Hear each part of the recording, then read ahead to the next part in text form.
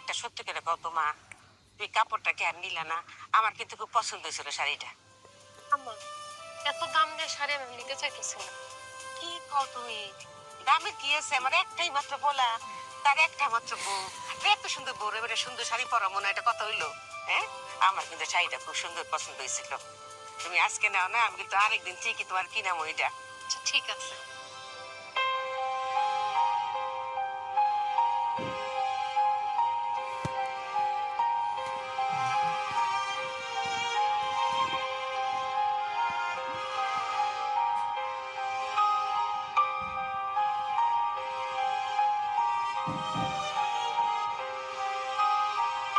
ভাই থামেন তো।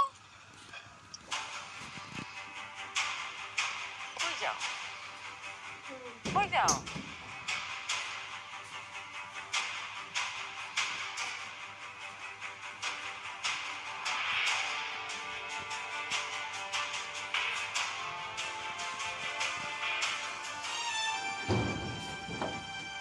মা,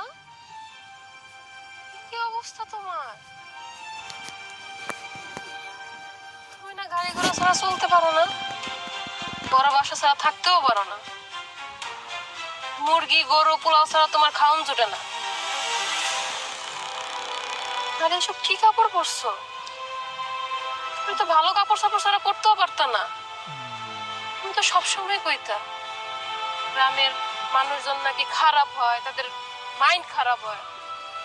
তুমি তো শিক্ষিত মানুষ, তোমার তো এই অবস্থা কেন? তুমি তো আমার সুখের লেগে আমার অনেক ধরনের কুপরামর্শ দিছো, তোমার সুখ কই গেল? তুই ওখানে আমার অপমান করতেছিস। তোর ভাই আর তোর ভাবি, তারা দুইজন আমার লাগে খুব খারাপ ব্যবহার করছে।